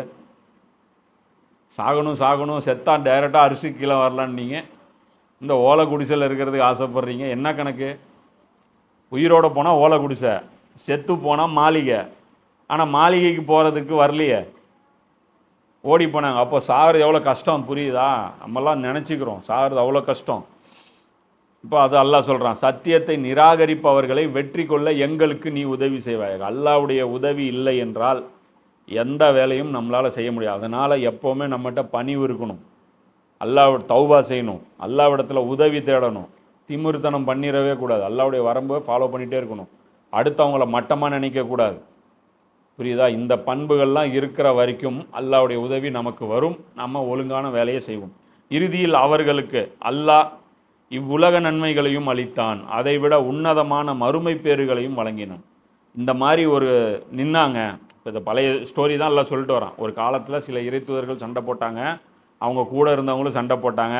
ஆனால் அவங்க ஆசைப்பட்டதெல்லாம் மறுமைக்காகத்தான். ஆனால் அல்லாஹ் அவங்களுக்கு என்ன கொடுத்தான்? துனியாவையும் கொடுத்தான். அப்போ என்ன அர்த்தம்? அதிகாரத்தையும் கொடுத்தான், ஆட்சியும் கொடுத்தான், மன்னர் பதவியில் அவங்களையும் உட்கார வச்சான். அதைவிட உன்னதமான மறுமை பேறுகளையும் வழங்கினான். இத்தகைய நற்செயல் புரியும் மோஹ்சீன்களை தாம் அல்லாவின் விருப்பத்துக்குரியவர்கள். இந்த மாதிரி அல்லாவுக்காக செயல்படக்கூடியவர்கள் தான் யாருக்கு? அல்லாவுக்கு விருப்பமானவங்க. இப்போ இதில் உமர்லியானுடைய ஒரு எக்ஸாம்பிள் எடுத்து, இவ்வளோ கஷ்டங்களாக பார்த்தவங்க, பாரசீகம் கையில் கிடச்சிருச்சு, ஜெயிச்ச பகுதியை போய் பார்க்க போனாங்களா? ஒரு மன்னனாக இருந்தால் என்ன பண்ண, அப்படியே முன்னாடி ஒரு படை, இங்கே ஒரு படை, அப்படியே ஒரு பரேடு போகும், டான் டான் டட்டடான்ட்டு அப்படியே போவான். அப்படி போவான், 100 பேர் போவான், மன்னர் வாழ்க அப்படிமா 2 பக்கம் அப்படி பூ தூவாங்க. இவர் ஜெயிச்சதை போய் பார்க்க கூட போகிறோம். அந்த ஊர் எப்படி இருக்குது, அதோடைய பொசிஷன் என்ன, இத்தனைக்கு இது உலகத்திலே ஆக ஒஸ்ட்டு பகுதி எது? இது மக்காவும் மதீனாவும். பாலைவனம், வெயில், சரியான டெம்பரேச்சரு, அங்கே ஜில்லுன்னு காத்தடிக்கும், ஆறுகள் ஓடும். ஆறுலாம் இவங்க பார்த்ததே கிடையாது. பாலைவனத்தில் இப்போ நமக்கே கொடிவேரி போகணுன்னு தோணுது, ஒகேனக்கல் போகணுன்னு தோணுது, ஃபால்ஸு போகணுன்னு தோணுது, குளிக்கணும்னு தோணுது. வாழ்க்கை பூரா ஃபால்ஸ்லேயே குளிக்காதவங்களுக்கு ஃபால்ஸுக்கு போகணுன்னு தோணுமா? தோணாதா? ஈராக்கில் ஃபுராத் நதி ஓடிட்டுருக்கு, ஏன் போய் பார்க்கணுன்னு தோணவே இல்லை அவங்களுக்கு. துனியாவை தலாக் விட்டாங்க. இத்தனைக்கு ஃபுராத் நதி பக்கத்தில் ஒரு ஏக்கர் வாங்கலை, ஃபுராத் நதியே சொந்தமாயிருச்சு. இப்போ பர்மனண்ட்டு ராஜாவாயிட்டார். விசிட்டுக்கு கூட போகல, ஃபேமிலி கூட்டிகிட்டு ஒரு டூரு கூட போகல. அதுதான் லைஃப், புரியுதா? ரோமுக்கு போகிறாரு, எதுக்கு போகிறாரு? சாவி தரமாட்டேங்கிறாங்க, அவர்கிட்ட தான் கொடுப்போன்ட்டு. அதுக்கு வேண்டாம் வெறுப்பாக போகிறார். என்ன அப்பா அவங்களுக்கு இது. போகும்போது என்ன சொல்கிறார்? ஒரு ட்ரெஸ்ஸு மாற்றிட்டு போங்க, ஒரு நல்ல ட்ரெஸ்ஸு போட்டு போங்க என்னங்கிறாரு. எங்களுக்கு ட்ரெஸ்ஸு மேலே, ட்ரெஸ்ஸுனால மதிப்பு கிடையாது, இஸ்லாத்துனால தான் நமக்கு மதிப்பு. இன்றைக்கும் உமர்லியான் நல்ல ட்ரெஸ்ஸு போட்டிருந்தாருன்னா ஊர் அவரை பாராட்டியிருக்காரு. அந்த தான் எதில் இருந்தாங்களோ அது அந்த ரோம் கூட அந்த ஒரு மொட்டை மண்டையை ஒருத்தன் வருவான்ல, வந்து பார்ப்பான், எங்கே உமர்னோன்னு, எங்கேயாவது அங்கே இருப்பார் பாருங்க, எங்கேயாவது பாருங்கள் டீ கடையில் இருப்பார், அங்கே பாருங்க இங்கே பாரு. மன்னர் மாதிரியே பார்க்க மாட்டாங்க, எங்கேயாவது கிடப்பார் பாருங்க அப்படின்பா. அவர் பாட்டா தூங்கிட்டு இருப்பார். இவர் தூங்கிட்டு இருக்கிறவரை பார்த்துட்டு பக்கத்தில் இருக்கிற ஒரு சஹாபிகிட்ட தான் சொல்லுவார். யார்? அந்த மொட்டத்தலை, இந்த வர்றாள் என்ன சொல்லுவார்? இந்த மாதிரி வந்து எங்கள் மன்னர் தூங்க மாட்டார், அவருக்கு எந்நேரமும் பயம் இருக்கும், பதவி போயிடுமா, ஆட்சி போயிடுமா, யாராவது தலையில் அடித்து பொண்ணு போட்டுருவானா, தலையில் போட்டு. இவருக்கு போனால் போயிட்டு போது இம்சை ஒழிஞ்சது. அலிகளானெல்லாம் எல்லாம் துவா செய்வாங்க. அது அலிகளானுக்கு ரசூல்லா முன்னாடியே முன்னறிவிப்பு செஞ்சுட்டாங்க. உன்னை ஒருத்தன் கொல்லுவான், இந்த இடத்துல வெட்டுவான், அது சொல்லுவார், இந்த இடத்துல வெட்டுவான், தாடியெல்லாம் ரத்தத்தில் நனையும், தலையில் அடிபட்டு நீ சாவீங்க, அலிகளானும் பார்த்து சொல்லுவான். அப்போ அலிகளானும் கடைசி ஆக துவா கேட்டிருந்தாங்க. அங்கே கொல்றதுக்குன்னு ஒருத்தனை நியமிச்சிருக்கியல்ல, அவன் எங்கே, அவன் இன்னும் வரலையே, வந்துட்டு என்னை சீக்கிரம் இடத்த காலி பண்ண வைக்கிட்டு என்னால் இங்கே வாழ முடியல, இவ்வளோ அநியாயம் நடக்குது, என்னால் பார்க்க முடியல. இது மாதிரி அதுதான் எல்லாம் சொல்கிறான். இந்த முஹ்சினீன்கள் இவங்க தான். யார் முஹ்சினீன்கள்னால்? யாருன்னா இங்கே பூமியை விட வானத்தை நேசிப்பவங்க. ஆனால் வேலையெல்லாம் பூமியில் செய்வாங்க. வானத்தை நேசிப்பவங்கன்னா சாமியாராக போயிடுறது. அப்படி இல்லை. இந்த மாதிரி பூமியை வெறுப்பவர்களிடம்தான் பூமியுடைய அதிகாரம் இருக்கணும். காசு வெறுக்கிறவங்ககிட்ட தான் காசுடைய பீரோ சாவி இருக்கணும். புரியுதா? இப்போ ஒரு ஸ்வீட் கடை ஒருத்தன் வச்சுருக்கிறான், சுகர் பேஷண்ட், அவனுக்கு ஸ்வீட்டு ஆகவே ஆகாதுன்னு வச்சுக்கோ, அவன்கிட்ட தான் ஸ்வீட் கடையுடைய சாவி கொடுத்தோம். ஏன்? சுட்டு போட்டாலும் அவன் ஒன்றும் திங்க மாட்டான். இதோ ஒருத்தனுக்கு ஸ்வீட்டுன்னா ஆர்வம், பார்க்கும்போது தான் இப்போ முதலாளி என்ன பண்ணுவார்? பையன் நீ போகாதப்பா, முதலாளி நான் பார்த்துக்கிறேன் முதலாளி, நீ பார்த்துக்குவேன், எனக்கு தெரியும், நீ போகாத. இதுதான் மோசினின்கள். புரியுதா? அது பக்கமே போக மாட்டான். ஒருத்தன் எடுத்து சாப்பிட்டுட்டு இருக்க. அதனால தான் இன்றைக்கி பழமொழி என்ன வச்சுருக்கான், தேனை எடுக்கிறவன் நக்காமல் இருக்க மாட்டான். இவங்க தேன் எடுக்கிறவங்க நக்காத கிடையாது. தேன் குறைஞ்ச மாதிரி தெரியுதுன்னு வீட்டிலேருந்து கொண்டாந்து போட்டாங்க. அபூபக்கர் ரலியல்லாஹு எந்த மாதிரி நடந்துக்கிட்டார் அப்படின்னா, கடைசியாக சாகும்போது சம்பளம் ரசூல்லா எடுக்கல. ரசூல்லா வேலை செஞ்சவங்க வேலைக்காரங்களாம் ஆட்சியாளர்கள்லாம் பாரு, இவ்வளோ பெரிய சக்கரவர்த்தி ரசூல்லா சம்பளம் எடுக்கல. அபூபக்கர் ரலியல்லாஹு சம்பளம் எடுத்தாங்க, எடுத்த சம்பளத்தை ரிட்டர்ன் கொடுத்துட்டாங்க. செத்ததுக்கப்புறம் பார்த்தார், சாகும்போது பார்க்குறாங்க, என்னடா இது, அது யார் இது, இந்த லேண்டு உங்களுது, இந்த லேண்டு உங்க லேண்ட் இருக்கா, என் பேரில் ப்ராப்பர்ட்டி இருக்கா, அப்போ சம்பளம் வாங்கி நான் ப்ராப்பர்ட்டி வேறு வாங்கிட்டேனா, அப்போ அந்த ப்ராப்பர்ட்டி வாபஸ் பண்ணி கொடுத்துட்டாங்க. உமர் ரலியல்லாஹு என்ன பண்ணாங்க, ஜீரோ பேலன்ஸ், செத்துட்டாங்க. உஸ்மான் ரலியல்லாஹு ஜீரோ பேலன்ஸ், அலி ரலியல்லாஹு ஜீரோ பேலன்ஸ். இதுதான் உலகம். இவங்களை தான் இன்றைக்கி உலகம் கொண்டாடு. இந்த மாதிரி ஆள்கள்கிட்ட தங்கம் போகுது. தங்கம் என்ன, அவங்களுடைய கால் தூசிக்கு சமம். இதுதான் அல்லாஹ் சொல்கிறான். இதை விட மறுமை, அதாவது அதுதான் அல்லாஹ் சொல்கிறான், உன்னதமான மறுமை பேறுகளை வழங்கினான். இவங்களுக்கு இன்றைக்கி இவங்க என்ஜாய் பண்ணுவாங்க. இப்போ இன்றைக்கி 1400 வருஷமாக இன்றைக்கி வாழ்ந்துட்டுருக்காங்க. யார்? உமர் ரலியல்லாஹு வாழ்ந்துட்டுருக்காங்க, அபூபக்கர் ரலியல்லாஹு வாழ்ந்துட்டுருக்காங்க. இதுக்கு பேர் வாழ்க்கை. இந்த வாழ்க்கைக்கு ஆசைப்படுறவன் தான் மோசினின். புரியுதா? இந்த மெச்சூரிட்டி லெவல் நாம் கொண்டு வரணும். அதுக்காக தான் இந்த குரான் கிளாஸ். இது கதை. இப்படி ஒருத்தர் வாழ்ந்தார்கள், நம்மளாம் என்ன பண்ணலாம், என்னம்மா என்ன மனுஷங்க, அது இல்லை. நாம் இப்படி வாழணும். நம்மளை பார்த்து அடுத்த தலைமுறை சொல்லணும் என்ன மனுஷன். இது எக்ஸாம்பிள். புரியுதா? அதுக்குன்னு இருக்கிற வீடு விற்றுட்டு இப்படி போயிட்டு ரோட்டில் பிச்சைக்காரனாக தான் இருக்கணும்ல. எங்கே இருக்கோ அது இருக்கலாம், பிரச்சனை இல்லை. அடுத்த ஹராமான முறையில் எதையும் அனுபவிக்கக்கூடாது. அதே மாதிரி அல்லாஹ்வுடைய தீனை விட்டுட்டு பொருள் பின்னாடியே வாழ்க்கையை அமைச்சிக்கூடாது. இப்போ சொந்த வீடு இருக்கா, போதும், அடுத்த ஒரு லைன் வீட்டுக்காகவும் நான் உழைக்கலாம், குரான் தஃப்சீர் படிக்கிறதுக்காகவும் நான் உழைக்கலாம். ரெண்டுக்கும் தேவை என்ன, உழைக்கிறதுக்கு ஒரு ஆள், அதுக்கு கொடுக்கறதுக்கு டைமு, நேரத்தை நான் இந்த பக்கம் ஒதுக்குனா இதை பண்ண முடியும், அந்த பக்கம் ஒதுக்குனா அதை பண்ண முடியும். புரியுதா? அப்போ நம்ம நேரத்தை எங்கே ஒதுக்கணும், அப்போ லைஃப்பில் நம்ம முக்கியத்துவம் எதுக்கு கொடுக்கணும், இதை மாதிரி செட் பண்ணி வச்சுக்கணும். மினிமம் லெவல் எவ்வளோ வாழ முடியுமோ அதோடு இருந்துக்கணும். இப்போ நம்மகிட்ட சொந்த வீடு இருக்குது. இப்போ அல்லாஹ் வந்து எனக்கு புரிதல் கொடுத்துட்டான், தீனுடைய பாதையில் இப்படி தான் போகணுன்ட்டு. எனக்கு புரிதல் கொடுத்த இடத்துல எங்கே எந்த இடத்துல நான் வாழ்க்கையில் நிற்கும் போது எனக்கு இதை புரிய வச்சானோ அந்த இடத்தோடு நான் துனியாவுடைய விஷயத்தை கையை விட்டுறணும். இது எனக்கு வாடகை வீட்டில் வச்சுருந்தா நான் சொந்த வீட்டை பிளான் பண்ணக்கூடாது. என் லைஃபு வாடகை வீட்டிலேயே கழியணும். என்னுடைய உழைப்பு மார்க்கத்துக்காக இருக்கும். ஏன்னா எல்லாருக்கும் அல்லாஹ் இந்த ஆற்றலை கொடுத்துட மாட்டான். எது? குரானை கற்று அடுத்தவங்களுக்கு கற்றுக் கொடுக்குறது. புரியுதா? இந்த மாதிரி நம்மளும் நமக்குள்ளேயும் ஒவ்வொருத்தருக்கும் என்ன இருக்கும், அந்த ஆற்றல் அல்லாஹ் கொடுத்துருப்பான். நம்ம துனியாவில் இப்போ இறங்கி விட்டுட்டு போனோம்னா நம்ம உலகம் வந்து நம்மளை ஆசைப்பட வைக்கும். நம்மளை ஆசை காமிச்சிட்டே இருப்பாங்க உலகம். நம்ம சொந்தக்காரங்க வந்து ஆசை காட்டுவாங்க. கல்யாணத்துக்கு போனீங்கன்னா 10 பவுன் போட்டுட்டு அப்படியே வருவாங்க, இந்த நெக்லஸ் எப்படி இருக்குது. அப்போ என்ன, அப்போலேருந்து புருஷனை நச்சரிக்க ஆரம்பிச்சிருவாங்க. எனக்கும் we want necklace, we want necklace, we want necklace போக ஆரம்பிச்சு. இவன் என்ன பண்ணுவான், முசீபத்து நெக்லஸ் கேட்குது, சும்மா விட மாட்டான், இந்தாங்க தின்னுங்க.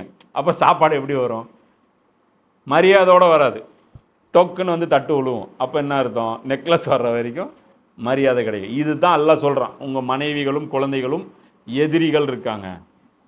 இப்போ இவங்க எதன் பக்கம் நம்மளை ஃபோக்கஸ் பண்ண. அதே வந்து கதீஜா ரலியல்லாஹு என்ன சொல்லுவாங்க, அல்லாஹ்வுடைய தீனுக்கு வேலை செய்யும்போது கம்முன்னு இருப்பாங்க. இல்லைன்னா என்ன போங்க, எங்கே மனுஷன் ஏதோ வேலை வெட்டிக்கு போகிறானா என்ன சொல்லுவாங்க, வேலை வெட்டிக்கு போகிறாங்களா, ஒன்றும் இல்லை. இந்த மாதிரி மைண்ட் செட்டு வரக்கூடாது. அதுதான் அல்லாஹ் சொல்கிறான், மறுமை உலகத்தை விட, அது முன்னாடி சொல்கிறான்ல, உலகத்துக்காக பாடுபடுறவங்க இருக்காங்க, ஆனால் மறுமைக்காக பாடுபடுறவங்க இருக்காங்க. நாம் மறுமைக்காக பாடுபடணும் அப்படிங்கிறது. இறை நம்பிக்கை கொண்டவர்களே, நிராகரிக்கும் போக்கினை மேற்கொண்டவர்களில் கூற்றுகளை நீங்கள் பின்பற்றினால் அவர்கள் உங்களை முந்தைய வாழ்க்கைக்கு உங்களை திருப்பி விடுவார்கள், மேலும் நீங்கள் நஷ்டமடைந்தவர்களாகி விடுவீர்கள். அவர்களுடைய கூற்று தவறானவை. இதில் அல்லாஹ் என்ன சொல்கிறான், காஃபிர்கள் பேசுன அந்த போக்கை நீங்கள், அதாவது காஃபிர்கள் மாதிரியான போக்கை நீங்கள் ஃபாலோ பண்ணாதீங்க. இது என்ன போக்கு, அபூஜையில பொறுத்த வரைக்கும் இது அல்லாவுடைய தீன் கிடையாது, ரசூல்லாவுடைய தீன். இம்சை பண்ணிட்டு இருக்கிறது யாரு? ரசூல்லா. அல்லாஹ் அனுப்புனான்னு ஒத்துக்கலாம். அல்லாஹ் அனுப்புறதான் ஒத்து இருந்தால் அவனும் நம்பிக்கை கொண்டிருக்கணும். இவர் அல்லாவுடைய தூதருங்கிறத இல்லைன்னா இப்போ நீங்களும் இவர் செத்தவனும் ஓடிட்டீங்க, அப்போ 2 பேரும் ஒரே தான், ஒன்று தானேங்கிறான் அல்லாஹ். இவரோட போச்சுன்னு நீங்களும் சொல்கிறீங்க, இவர்னால தான் ஆச்சுன்னு அவன் சொல்கிறான். 2 பேருக்கும் டிஃப்ரெண்ட் இல்லையேங்கிறான். என்ன விட்டுட்டீங்களே டீல்லைங்கிறான். அதனால தான் அல்லாஹ் சொல்கிறான், இந்த மைண்ட் செட் இருந்துச்சுன்னா அவங்க உங்களை முந்தைய வாழ்க்கைக்கு திருப்பி விட்டுருவாங்க. செத்து போயிருந்தால் என்ன நடந்திருக்கும்? அதாவது உஹது போர் இப்படியே முடிஞ்சிருந்தா என்ன நடந்தது? ரசூலுல்லாஹ் மவுத்து, சஹாபாக்களும் ஓடினது. இப்போ அடுத்த நாள் பிரச்சனை எப்படி இருந்திருக்கும்? ஒரு டீம் வந்திருக்கும் மக்காலேருந்து, ஏப்பா இவ்வளோ நாள் பிரச்சனை ஆச்சுப்பா, அவர் பேசி கேட்டு ஏதோ பண்ணிகிட்டு இருந்தீங்க, ஒழுங்காக ஊருக்கு வந்துடுங்க, நம்மெல்லாம் மறந்துடுவோம், இனிமே நம்மெல்லாம் அண்ணன் தம்பியாக வாழும். டீலிங் என்ன இருக்கும்? இதுதான் போயிருக்கும். அதுதான் அல்லாஹ் சொல்கிறான், இவங்க பேச்சை கேட்டு இது முகம்மதுடைய தீனுன்னு நம்பி நீங்கள் அப்படி போயிட்டுருக்கிறீங்களா? போயிருந்தீங்க, பழைய வாழ்க்கைக்கு போயிருப்பீங்க, நரகத்துக்கு நீங்கள் நஷ்டமடைந்தவர்களாக ஆகிவிடுவீர்கள். அந்த இன்னொரு வாழ்க்கை இருக்க, அதுக்கான ரூட் எப்படி போய் சேருவீங்க? அங்கே மவுத்துக்கு அப்புறம் ஒரு லாங் ப்ராசஸ் இருக்க, அதில் உங்களுக்கு ஜெயிக்கிறதுக்கு என்ன பண்ணுவீங்க? உண்மை என்னவெனில் அல்லாஹ் தான் உங்களின் பாதுகாவலன், மேலும் அவன் உதவி செய்வோரில் மிகச் சிறந்தவன். சத்தியத்தை நிராகரிப்போனில் உள்ளங்களில் வெகு விரைவில் நாம் பேரச்சத்தை ஏற்படுத்துவோம். ஏனெனில் இறைவனுக்கு இணையானவை என நிரூபிக்கும் எந்த ஆதாரத்தையும் எவற்றுக்கும் அல்லாஹ் இறக்கி விடவில்லையோ அவற்றை அவனுடன் இணையாக்கி விட்டார்கள். அவர்கள் இறுதியாக போய் சேரும் இடம் நரகமே. அக்கிரமக்காரர்கள் சேர இருக்கும் இந்த இடம் எத்தனை கெட்டது. இப்போ அதில் அல்லாஹ் என்ன சொல்கிறான்? அல்லாஹ் உங்களை பாதுகாத்துட்டான். விட்டுருந்தா இப்படி போயிருப்பீங்க. போய் தொலையுதுன்ட்டு அல்லாஹ் என்ன பண்ணிட்டான்? இழுத்து பிடிச்சேன். மறுபடியும் ரசூல்லாவுக்கு சுயநினைவு கொடுத்தேன், கோமாவில் போயிட்டார், மறுபடியும் அவளை எழுப்பி உட்கார வச்சேன், இதெல்லாம் பண்ணி உங்களை மறுபடியும் ப்ரொடெக்ஷன் பண்ணேன். அல்லாஹ் சொல்லிட்டு அடுத்தது சொல்கிறான், நிராகரிப்போரின் உள்ளங்களில் வெகு விரைவில் நாம் பேரச்சத்தை ஏற்படுத்தினோம். அது என்ன நடந்துச்சு அப்படின்னா, நபி ஸல்லல்லாஹு அலைஹி வஸல்லம் அவங்க விழுந்துட்டாங்க, சஹாபாக்கள் ஓடிட்டாங்க. இப்போ ஃபுல் அண்ட் ஃபுல் கண்ட்ரோலு எதிரிகள் கையில் வந்துருச்சு. இப்போது ஒரு குரூப்பு இருந்த சஹாபாக்கள்லாம் எங்கே போயிட்டாங்கன்னு பார்த்தீங்கன்னா, மேலே போயிட்டாங்க. உஹது மலை இருக்குல்ல, மலையில் ஏறிட்டாங்க. மலையில் ஏறி அவங்கவுங்க அப்படி பாறையில் அப்படியே ஸ்ப்ரெட்டாகி உட்காந்துட்ருக்காங்க.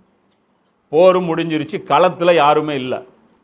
அப்போ அபூஜெயில் இவர் அபூ சுஃபியான் என்ன சொல்கிறாருன்னா, போயிடலாம் வாங்கங்கிறார். காலித் பின் வலீத் சொல்கிறாரு, நல்ல வாய்ப்பு, எல்லாம் அசம்பல் இல்லாமல் செதறி கிடக்கிறாங்க, ஊரை விட்டு போகணும். அதாவது போர் பொறுத்த வரைக்கும் டெய்லி நின்றும், சாயந்தரம் நின்றும், இருட்டாயிடுச்சுன்னா நின்றும், நைட்டில் சண்டை நடக்காது, இருட்டு இருக்கும், ஒன்றுமே தெரியாது. நினச்சிப்பாரு, அதில் போனீங்கன்னா நீ பூந்தூரில் போய் எங்கேயாவது காட்டில் போயிருந்தோம், அப்போ கூட எங்கேயாவது தூரத்தில் டியூப்லைட் இருக்கும், அந்த வெளிச்சம் கூட ரிஃப்ளெக்ட் ஆகும். கடலில் ட்ராவல் பண்ணி போப்பார், பாலைவனத்தில் போப்பார், தெரியும், அட்டை இருட்டாக இருக்கும், ஒன்றுமே தெரியாது. விளக்கு பிடிச்சிட்டுலாம் சண்டை போட முடியாது. சாயந்தரம் அசர் ஆயிடுச்சுனாலே போர் நின்றும். அப்போ பிளான் எல்லாமே பண்ணுறாங்க, என்ன பண்ணலாம், நாளைக்கு மறுபடியும் அட்டாக் பண்ணலாமா, முடிச்சிடலாமா, இருக்கிறவங்கள செலக்ட் பண்ணி பொறுக்கி தள்ளிடலாமா, அப்படிங்கும்போது வேண்டாம், போயிடலாம். ஒரு பயம் அல்லாஹ் போடுறான் மனசில். யாருக்கு? அபூ சுஃபியானுடைய மனசில் அல்லாஹ் பயம் போடுறான். ஏன்னா ஊர் மதியானலேருந்து ஒரு டீம் வந்துருச்சுன்னா, பக்கத்தில் தானே இருக்குது, ஜஸ்ட்டு இன்னொரு பேட்ச் வந்துருச்சுன்னா, வேறு யாருக்காவது சப்போர்ட்டுக்கு வந்துட்டாங்கன்னா, இல்லை வேறு ஏதாவது நம்ம ஓவர் எக்ஸைட்மெண்ட் ஆகி அடிச்சிட்டோம், நல்லா அடி கொடுத்துட்டோம். வந்தது எதுக்கு?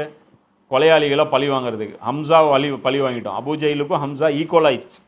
அது மாதிரி முஸப் பின் உமைருக்கு இன்னொரு ஆள் ஈக்குவல் ஆயிடுச்சு. யாரெல்லாம் ஸ்கெட்சு போட்டு வந்தோமோ அவங்களெல்லாம் தூக்கியாச்சு. பெரிய பெரிய சப்போர்ட்டர்ஸ், ரசூல்லாவுடைய சப்போர்ட்டர்ஸை தூக்கியாச்சு. போதும், நம்மளும் அடித்தோம், இவங்களும் அடித்தோம், இனிமேல் அவங்களுக்கும் பயம் இருக்கும், கண்டிப்பாக நம்மளை தேடி வரமாட்டாங்க. இதோட பாடம் கற்றுக் கொடுத்ததாகவே இருக்கட்டும், இதோட போயிடலாம். ஆனால் காலித் பின் வலீத் என்ன சொன்னார்? முடிச்சுட்டு போகலாம், இவங்க இருக்கவே கூடாது, டெமாலிஷ் பண்ணிடலாம். ஆனால் அல்லாஹ் என்ன பண்ணால் அவங்கள கிறுக்குத்தனமான ஒரு யோசனை கொடுத்தான். இதுதான் அல்லாஹ். அதாவது அல்லாஹ் நமக்கு பேக்ரவுண்டில் இருக்கும்போது நமக்கு ப்ரொடெக்ஷன் கிடச்சிடும். புரியுதா? அதனால் எப்போவுமே நம்ம யார்கிட்ட பாதுகாவல் தேடணும்? அல்லாட்ட தான் தேடணும். இப்படி செஞ்சால் நமக்கு ஏதாவது, நாம் இந்த பிரச்சாரம் செஞ்சால் நமக்கு கெட்ட பேர் வந்துடும், இப்படி எல்லாம் முடிவு பண்ணிட்டானா யார் வேணாலும் எப்படி வேணாலும் நம்மளை ஆக்கிடுவான். அதே அல்லாஹ் நம்மளை பாதுகாக்கணும்னு முடிவு பண்ணிட்டான், இதே நம்ம அல்லாவுக்கு யூஸ் ஆகிற மாதிரி நடந்துக்கிட்டு அல்லாஹ் நம்மளை பாதுகாப்பானா இல்லையா? அந்த புத்திசாலித்தனம் நமக்கு இருக்கணும். இப்படி பாதுகாத்தான்ல, இவங்களுக்கு கிறுக்குத்தனமாக ஐடியா கொடுத்தது யாரு? அல்லாஹ் தானே. அது பயப்படவும் வச்சுட்டான். நாளைக்கு இருந்தா இதே வாங்கின அடி திருப்பி கொடுத்துட்டாங்கன்னா கோபத்தில் இருக்காங்க, அது மாதிரி தோணும். கிறுக்குத்தனமாக அவங்கள தோண வச்சிரும். முடிவு அவங்க கேனத்தனமாக எடுப்பாங்க. அது நமக்கு சாதகமாக போயிடும். அதனால் நம்ம அல்லாவுடைய வேலை செய்யும் போது, அல்லாவுடைய ப்ரொடெக்ஷனில் இருக்கும்போது நம்மளை எல்லா ஆங்கிள் இருந்தும் அல்லாஹ் பாதுகாப்பான். அல்லாஹ் உங்களுக்கு உதவி செய்வதாக தனது வாக்குறுதியை நிறைவேற்றி விட்டான். துவக்கத்தில் அவனது அனுமதியின்படி அவர்களை நீங்கள் தான் போரில் வெட்டி வீழ்த்தினர். இப்போ ஃபுல் போரை பற்றி அல்லாஹ் பேசுகிறான் இந்த ஆயத்தில். 152வது ஆயத்தில் ஃபுல் டீட்டெயில் அல்லாஹ் சொல்கிறான். அல்லாஹ் உங்களுக்கு உதவி செய்வதாக கூறிய தனது வாக்குறுதியை அல்லாஹ் நிறைவேற்றி விட்டான். நான் என்னப்பா சொன்னேன், 3000 பேரை அனுப்புகிறேன்னு இல்லை, 3000 பேரை அனுப்பிட்டேன், அதனால தானே ஃபஸ்ட்டில் நீங்கள் ஜெயிச்சிங்க அல்லாஹ் சொல்கிறான். துவக்கத்தில் அவனது அனுமதியின்படி அவர்களை நீங்கள் போரில் வெட்டி வீழ்த்தினீர்கள். ஆனால் இறுதியில் நீங்கள் ஊக்கம் இழந்து உங்களுடைய பணிகள் குறித்து ஒருவருக்கொருவர் பிணங்கிக் கொண்டீர்கள். மேலும் நீங்கள் மோகம் கொண்டிருந்த வெற்றியை அல்லாஹ் உங்கள் கண்ணெதிரே காட்டிய உடனே நீங்கள் உங்களின் தலைவரின் கட்டளைக்கு மாறு செய்தீர்கள். ஆரம்பத்தில் அல்லாஹ் உதவி செஞ்சான், நீங்கள் ஜெயிச்சிங்க, அவங்கள கொன்று குவிச்சிட்டு இருந்தீங்க. கடைசியாக என்ன பண்ணீங்க, ஊக்கம் இழந்தீங்க, ஒருத்தருக்கு ஒருத்தர் சண்டை போட்டுக்கிட்டீங்க. என்ன சண்டை போட்டுக்கிட்டாங்க, அங்கே மேலே இருந்து 50 பேர், இப்போ கீழே எதிரிகள் ஓடுறாங்க. ஓடினவுடனே என்னங்கிறாங்க, சண்டை முடிஞ்சிருச்சு, வாங்க கீழே போகலாங்கிறாங்க. அப்போ மேலே இருக்கிற தலைவர் என்ன சொல்கிறாரு, ரசூல்லா என்ன சொன்னாங்க, நாங்கள் செத்தா கூட நீங்கள் வரக்கூடாதுன்னு சொன்னாங்கல்ல, ஏன் நீங்கள் போகக்கூடாது, நான் உங்களை போக விட மாட்டேங்கிறாரு. அந்த 50 பேருக்கு ஒரு லீடர் இருந்தார், சரியா, அந்த லோக்கல் கமாண்டர் அவர். அந்த கமாண்டருக்கு கீழே தான் இவங்க இருந்தாங்க. அப்போ நீங்கள் போகக்கூடாதுன்னு இவர் சொன்னார். ஆனால் அந்த கீழே இருந்த அந்த மக்கள் என்ன சொன்னாங்க, அந்த கமாண்டருக்கு கீழே இருந்த சிப்பாய்கள் அவங்க என்ன சொன்னாங்க, ரசூல்லா சொன்னது நீங்கள் தப்பாக புரிஞ்சுக்கிட்டீங்க. அவங்க என்ன சொன்னாங்க, நாங்கள் தோத்தா தான் வர வேணான்னாங்க. இது ஜெயிச்சிட்டோம், ஜெயிச்சா வர வேணான்னு ரசூல்லா சொல்லலை. இல்லை, ஆனால் அந்த கமாண்டருக்கு தெரியும் ரெண்டுக்கும் மீனிங் இதுதான். ஜெயிச்சாலும் வரக்கூடாது, தோத்தாலும் வரக்கூடாதுன்னு கமாண்டர் புரிஞ்சுக்கிட்டாரு. இவங்க என்ன சொன்னாங்க, ஜெயிச்சா தான் வரலாம், தோத்தா தான் வரக்கூடாதுன்னு இவங்க புரிஞ்சுக்கிட்டாங்க. இப்போ இதெல்லாம் ஒரு பக்கம் புரிஞ்சுக்கிட்டாங்க, இப்படி புரிஞ்சுக்கிட்டாங்க, அதெல்லாம் நியாயம் மாதிரி தெரியும். ஆனால் இவங்க பண்ண மிஸ்டேக் என்னென்னா, தலைவருடைய பேச்சுக்கு கேட்கணும். இது ரூலா இல்லையா? இப்போ தலைவர் தப்பாக சொன்னால் கூட போயிருக்கக்கூடாது இல்லை, ஏன் போனீங்க? அப்படி போகிறதா இருந்தால் கூட தலைவர்கிட்ட சொல்லி ஏதோ ஒன்று பண்ணி, கீழே தான் ரசூலா இருக்காங்க, ஒரு ஆள் அனுப்பி கேட்டு வந்துட்டு போயிருக்கலாம். உங்களை யார் தலைவர் சொல்ல சொல்ல அவரை அப்படியே விட்டுட்டு போக சொன்னீங்க. அப்போ விட்டுட்டு போனதுனால வந்த பிரச்சனை. அதுதான் அல்லாஹ் சொல்கிறான், உங்கள் கண்ணெதிரே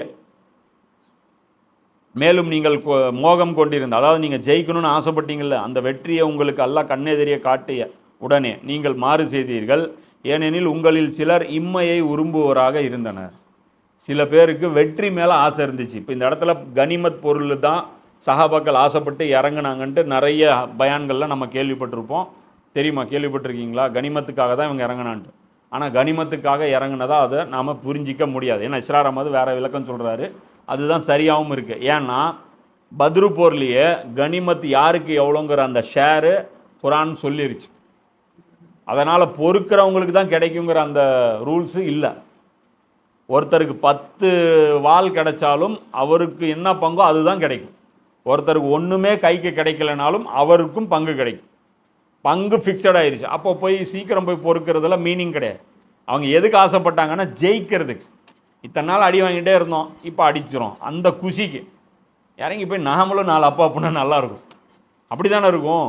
இந்த குஷியில் ஓடுறான் பாரு, அப்போ அபுஜெயில் ஓடுறான், அபு சுஃபியான் ஓடுறான் பாரு, ஐயா நான் அவனை 2 தட்டு தட்டியிருக்கலாங்களா, இதுக்கு ஓடினாங்க அவங்க, இதுக்கு ஆசைப்பட்டாங்க. இதுக்கு அல்லாஹ் என்ன சொல்கிறான், அது உங்களில் சிலர் இம்மையை விரும்புவோராக இருந்தனர். இதுதான் நான் சொன்னேன்ல, துனியாவுக்காக போர் செய்கிறவங்களும் இருந்தாங்க, சிலர் மறுமையை விரும்புவோராக இருந்தாங்க. சிலருக்கு அவங்களோட யாரோடவும் பகையெல்லாம் கிடையாது. அவங்க அல்லாவுக்காக சண்டை போட்டாங்க, வெற்றியும் அல்லாவுக்கு தான், நம்ம தோத்தாலும் அல்லாவுக்கு தான் அவங்க இருந்தாங்க. பிறகு அல்லாஹ் உங்களை சோதிக்கும் பொருட்டு இறை மறுப்பாளர்களை எதிர்த்து நிற்க முடியாத வண்ணம் உங்களை திசை திருப்பி விட்டான். இது அல்லாஹ் ஏற்படுத்தின சோதனை. இதன் பிறகும் அவன் உங்களை மன்னித்தருளினான். இவ்வளோ பெரிய மிஸ்டேக் நடந்ததுக்கு அப்புறம், இதன் காரணமாக என்னுடைய நபிக்கே பாதிப்பு ஏற்பட்டதுக்கு அப்புறமும் அல்லாஹ் என்ன பண்ணான், மன்னித்தருளினான். ஏனெனில் அல்லாஹ் இறை நம்பிக்கையுடையோர் மீது பெரிதும் கருணை பொழிபவனாக இருக்கின்றான். அல்லாஹ் என்ன பண்ணுறான், நான் கருணை புரியறவனாக இருக்கிறேன், போய் தொலையுதுன்னு சொல்லிட்டு என்ன பண்ணேன், இதுக்கப்புறமும் உங்களுக்கு நான் இது பண்ணேன் அப்படின்னு சொல்லிட்டு அல்லாஹ் சொல்கிறான். ஏன்னா இந்த இடத்துல அல்லாஹ் மட்டும் உதவி செய்யாமல் இருந்திருந்தா, காலித் பின் வலீதுடைய ஐடியா படி காஃபிர்கள் நின்று இருந்தா, இதுதான் அல்லாஹ் செஞ்ச உதவி. அன்னைக்கு காலித் பின் வலீத் ஐடியாவை அபூ சுஃபியான் கேட்க வச்சிருந்தானா முடிஞ்சது சஹாபாக்கள் டீம். அதே தான் ரசூல்லா பத்ரு போரில் சொல்லியிருப்பாங்க, எல்லாம் நான் உருவாக்கின கூட்டம் இவ்வளோதான், இந்த கூட்டத்தை நீ அழிய வச்சுட்டேன்னா அதுக்கப்புறம் புதுசாக ஒரு கூட்டம் உருவாக்குறதுக்கெல்லாம் பெரிய டைம் ஆகும், அதுக்கப்புறம் உன்னை வணங்குறதுக்கு இந்த பூமியில் யாரும் இருக்க மாட்டாங்க, அதனால் தயவு செஞ்சு என்னுடைய இந்த உழைப்பை வீணடிச்சிடாத அப்படின்னு ரசூல்லா அங்கே துவா செஞ்சாங்க. அதுக்கு மரியாதை கொடுத்து அல்லாஹ் சஹாபாக்களை ஒவ்வொரு ப்ராசஸ்லையும் காப்பாற்றிக்கிட்டே வந்தான். இது வரைக்கும் போதும், இன்ஷா அல்லாஹ் மீதி நாளைக்கு பார்ப்போம். வாஹிர் தாவானா அல்ஹம்துலில்லாஹி ரப்பில் ஆலமீன்.